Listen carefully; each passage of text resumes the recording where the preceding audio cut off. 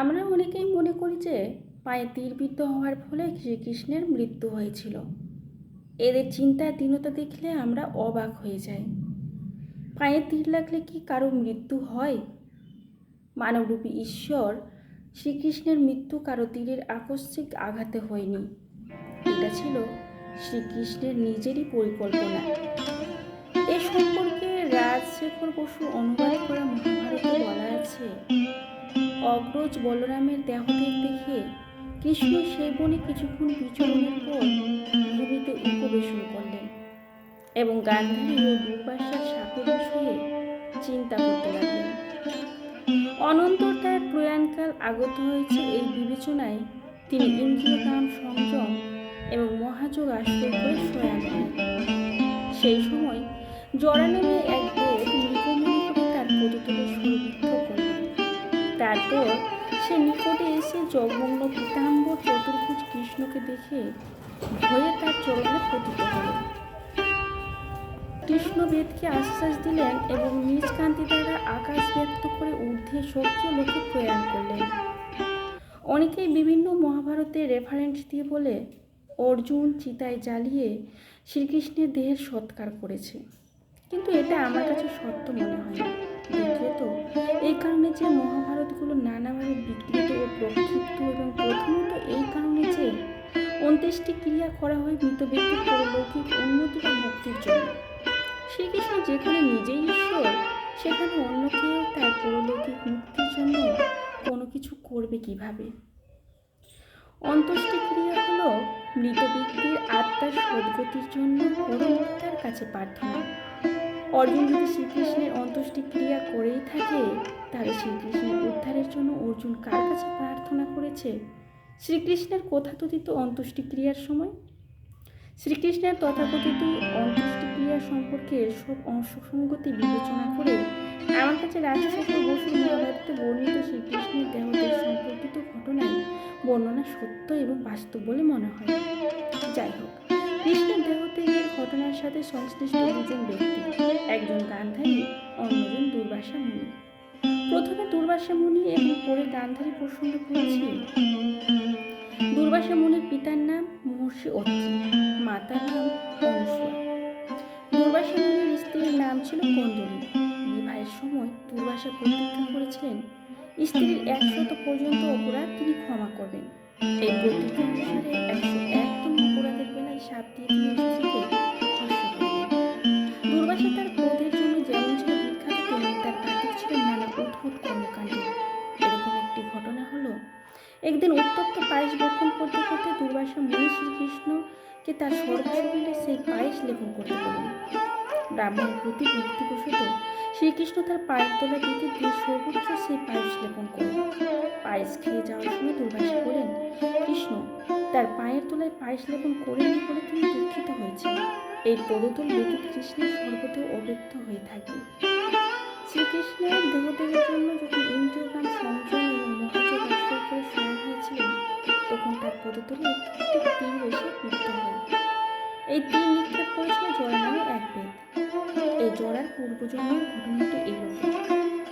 শ্রীকৃষ্ণ কেন একটা সামান্য বেদের তীরে দেহত্যাগ করলেন? রামায়ণে রামের কাছে বালি এবং রাবণের অপরাধ ছিল সমান সমান। কারণ রাবণ যেমন সীতাকে আটকে রেখে তাকে বিয়ে করার চেষ্টা করেছিল, একইভাবে বালিও তার ছোট ভাই সুগ্রীবের স্ত্রীকে আটকে রেখে তাকে বিয়ে করার চেষ্টা করেছিল। সুগ্রীব তার রাজ্য থেকে তার বড় ভাই বালি করতে বিতাড়িত হয়ে বনবাসরত রামের শরণ নিলেন। রাম প্রথমে সুগ্রীবকে সাহায্য করে তাকে তার দলে নেওয়ার জন্য বালিকে হত্যা করার সিদ্ধান্ত নেন এবং সুগ্রীব ও বালির যুদ্ধ লাগিয়ে দিয়ে আড়াল থেকে তীর নিক্ষেপ করে বালিকে হত্যা করে। বালিকে হত্যা করার সিদ্ধান্ত ছিল ঠিক, কিন্তু তাকে হত্যার পদ্ধতি ঠিক বীরের মতো ছিল না। এটা রাম নিজের জন্য। যদি পিতাকে হত্যা করার জন্য বালির পুত্র অঙ্গদ রামকে কোনো দোষারোপ করেনি, কারণ অঙ্গদ লঙ্কা যুদ্ধে রামের পক্ষ থেকে জয় পায় এবং রামের যুদ্ধে জয়ে গুরুত্বপূর্ণ ভূমিকা পালন করে। বালি হত্যায় রামের দোষ থাকলে অঙ্গদ এটা করতে না।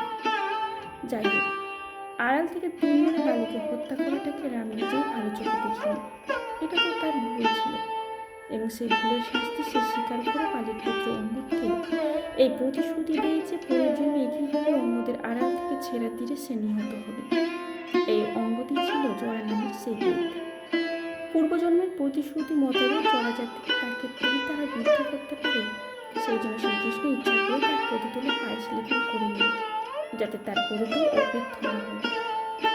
দেহত্যাগের জন্য মহাযোগ আশ্রয় করে শয়ন করার পর শ্রীকৃষ্ণের দুর্বাসার এই সাপের কথা স্মরণ হল এবং তারপরে একটি তীর এসে তার পরিতলে বিদ্ধ করে, যে তীর ছিল জরা নামের সেই বেধিরই, যে জরা ছিল পূর্বজন্মের পালির পুত্র অঙ্গদ।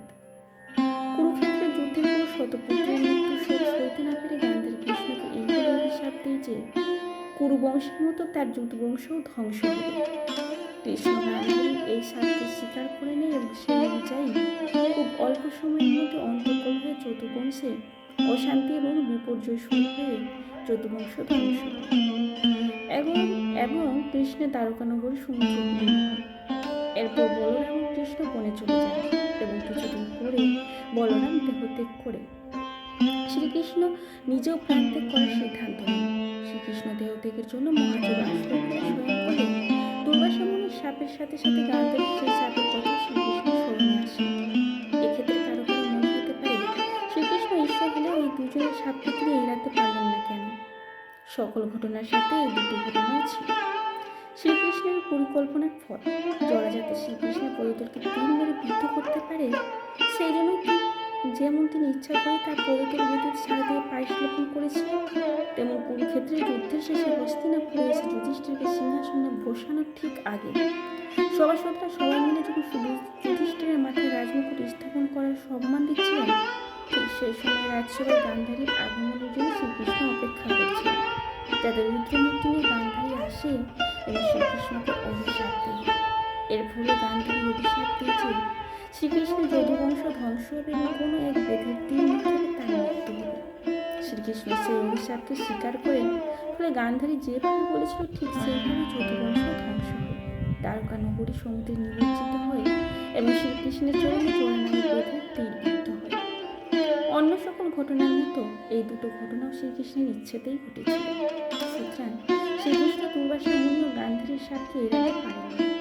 এটা আসলে একটা ভ্রান্ত বিশ্বাস, বরং দুর্বাসা মুনি ও গান্ধারী ওই দুটো সাপের কথা উচ্চারণ করেছিলেন শ্রীকৃষ্ণের পরিকল্পনাকে বাস্তবায়ন করার জন্য, শ্রীকৃষ্ণের ইচ্ছা অনুসারে।